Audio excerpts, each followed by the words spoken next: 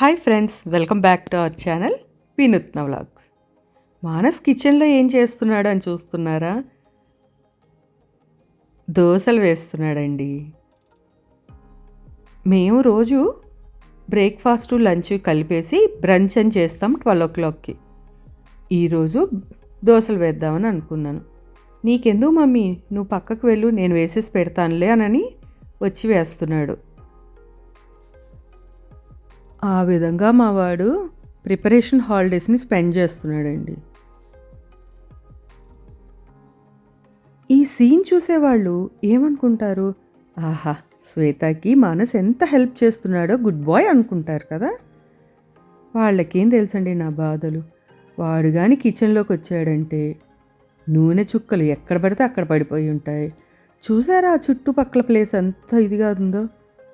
ఆ left over దోశల పీసెస్ని అన్నిటినీ కిందకి లాగేశాడు.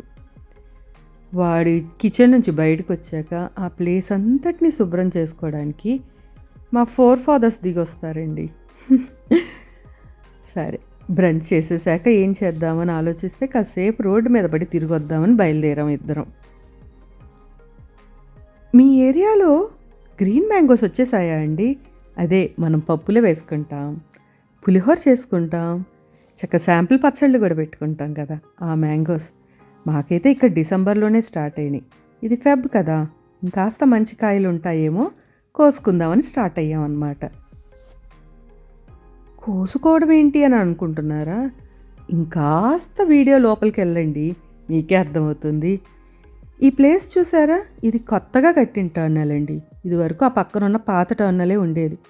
ఈ ఏరియాకి రావాలంటే మనకి ఇటు పక్కన ఒక 25 కార్లు, అటుపక్కన ఒక 25 కార్లు ఎప్పుడు నుంచొని ఉండేవి. ఒక పర్సన్ ఉండి 1 way లాగా పంపించేవాడు అనమాట. అమ్మో, ఈ ఏరియాని దాటుకొని బయటికి రావాలి అంటే మనకు సమరసింహారెడ్డి ఆ సుమోల ర్యాలీ గుర్తుకొస్తుందన్నమాట.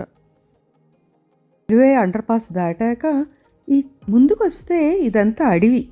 మీకు అసలు ఏమైనా అడవిలాగా అనిపిస్తుందా? ఇక్కడ ఒక బోర్డు కూడా ఉంటుందండి, రిజర్వ్ ఫారెస్ట్ అని. ఏంటో దీన్ని కూడా రోడ్ ఎక్స్టెండ్ చేయడం కోసం అటు ఇటు మట్లు పోసారు. ఆ చెట్ల నుండి మట్టి, అప్పుడప్పుడు పాపం యానిమల్స్, అవేనండి కోతులు కూడా కనిపించేవి. ఎప్పుడో కరోనా టైంలో అనుకుంటా ఒక టైగర్ ఈ ఫారెస్ట్ నుంచి తప్పించుకొని ఊళ్ళోకి వచ్చిందని కూడా చెప్పారు. ఏమైపోయి ఉంటాయో ఆ యానిమల్స్ అన్నీ. మనుషులే అన్నిటినీ ఆక్యుపై చేసేస్తున్నారు.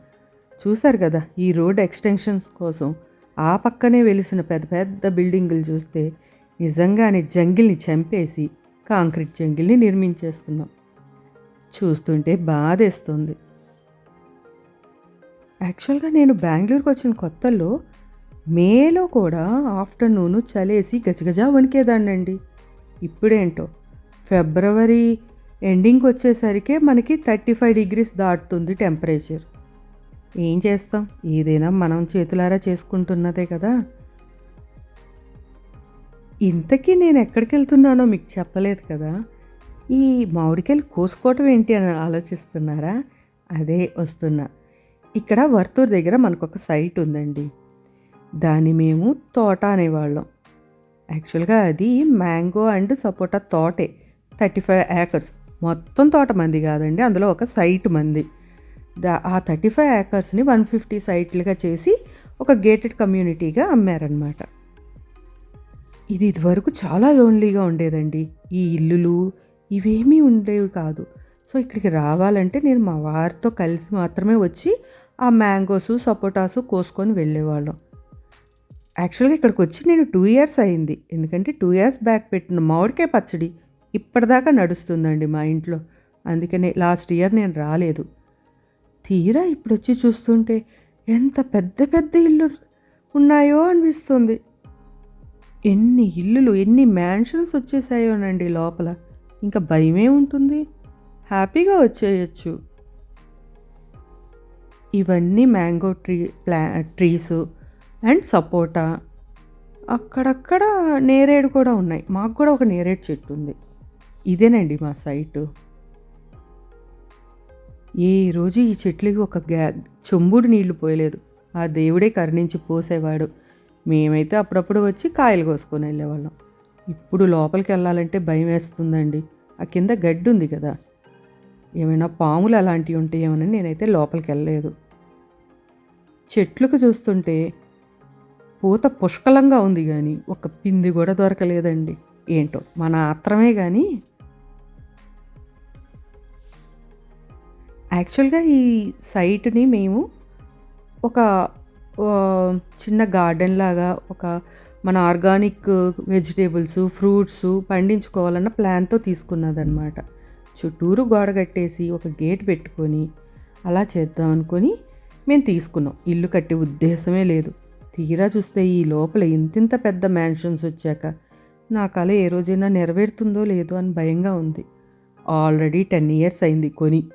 దాన్ని మనం ఏమీ చేయలేదు. ఇప్పటికైనా ఏదైనా చేస్తే బాగుండని ఆలోచన. కానీ ఇల్లులు మటుకు భలే ఉన్నాయండి. ఇంకా లోపల 10 దాకా ఉన్నాయి కన్స్ట్రక్షన్ జరుగుతున్న ఫ్లాట్స్. సరే, ఎట్లాగూ కాయలు కోసుకోవడం కుదరలేదు కదా, కొనుక్కుందామని వర్తూర్ రోడ్లోకి వచ్చేసానమాట. ఇక్కడ స్టార్ మార్కెట్ ఉంటుంది, సూపర్ మార్కెట్. ఇక్కడ మనం ఏమైనా కొనుక్కోవచ్చు కదా. ఈ ఏరియా చాలా బాగుంటుందండి. యాక్చువల్గా లోపల ఉన్న షాప్స్ కాన్సెప్ట్ నాకు చాలా ఇష్టం. ఇదో పెద్ద పెద్ద మాల్స్ లాగా ఎత్తైన బిల్డింగ్స్లో పెట్టకుండా ఒక యుఎస్ కాన్సెప్ట్ లాగా మధ్యన ఒక పార్కింగ్, చుట్టుపక్కలంతా షాప్స్. చాలా బాగుంటుంది, ప్లెజెంట్గా ఉంటుంది.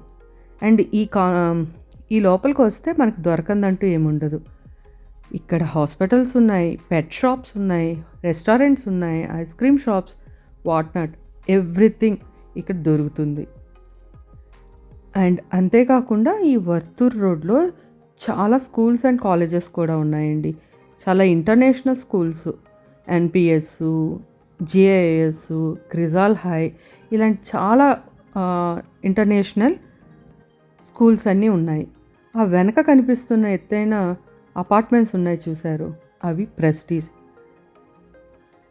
ఇవన్నీ మా సైట్కి దగ్గరగా ఉంటాయి. కొద్దిగా మా ఇంటికి, మేము ఇప్పుడు ఉంటున్న ఫ్లాట్కి దూరమే, బట్ మా సైట్కి దగ్గరగా ఉంటాయి అన్నమాట.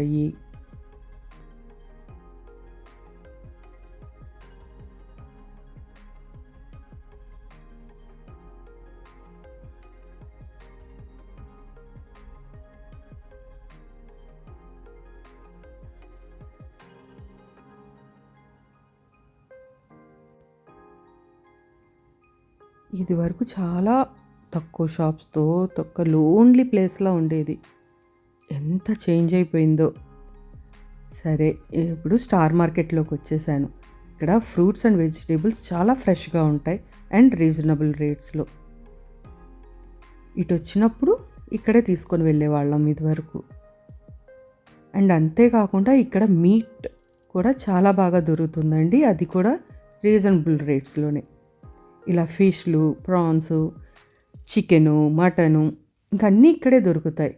కానీ చికెన్ జోలికి వెళ్ళలేదులేండి, ఎందుకంటే భయపెట్టేస్తున్నారు అసలే టీవీల్లో. నేను ఇక్కడ షీర్ ఫిష్ను ప్రాన్స్ తీసుకున్నాను.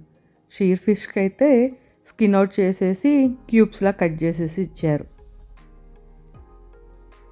అలాగే ప్రాన్స్ కూడా క్లీన్ చేసేసి ఇచ్చారు. ఉండండి, నెక్స్ట్ మనం టిప్స్కి వెళ్ళాలి కదా. ఈరోజు ఎలాగో షాపింగ్ కోసం కాకపోయినా షాపింగ్కి వచ్చాం కాబట్టి ఒక 2 టిప్స్ చెప్పుకుందామా. మనం ఏదైనా షాపింగ్కి వెళ్ళే ముందరే లిస్ట్ ప్రిపేర్ చేసేసుకుంటే మనకు ఏ వస్తువులు కావాలో అవే తీసుకొని రావాలి, సరిపోతుంది. లేదంటే అనవసర వస్తువుల్ని కూడా మనం కలిపేసి ఉపయోగం ఉన్నా లేకపోయినా నానా హంగామా చేస్తాం. సో షాపింగ్కి వెళ్ళే ముందే లిస్ట్ ప్రిపేర్ చేసుకొని వెళ్ళి అందులో కొనుక్కొని చక్కగా బడ్జెట్లో షాపింగ్ ముగించుకొని రావడం బెస్ట్ కదండి. అలాగే ఏ కొద్దిగా ఐటమ్ అయినా కూడా మనకు ఆన్లైన్లో, ఇప్పుడు ఆఫ్లైన్లో రెండిట్లోనూ దొరుకుతున్నాయి. సో ఆ రెండింటి మధ్యన కంపేర్ చేసి కొద్దిగా మనకి ఎక్కడ బడ్జెట్ లెవెల్లో దొరుకుతుంది అండ్ అలాగే క్వాలిటీ కూడా ఎక్కడ బాగుందో చూసి కొనుక్కోవడం బెటర్. లేకపోతే అప్పుడప్పుడు మోసపోయే ప్రాబ్లం ఉంది.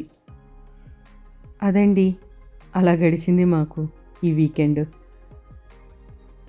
నచ్చిందా మీకు ఈ వ్లాగ్? నచ్చితే ప్లీజ్ సబ్స్క్రైబ్ చేసుకోండి. అలాగే వీడియోని లైక్ చేసి షేర్ కూడా చేయండి. అప్పుడు మన ఛానల్కి కొద్దిగా రీచ్ పెరుగుతుంది. చూస్తున్నారు కానీ లైక్ షేర్ కూడా చేస్తే హ్యాపీగా ఫీల్ అవుతాను. ఇక ఉంటానండి. మరో వ్లాగ్లో కలుద్దాం. బాయ్.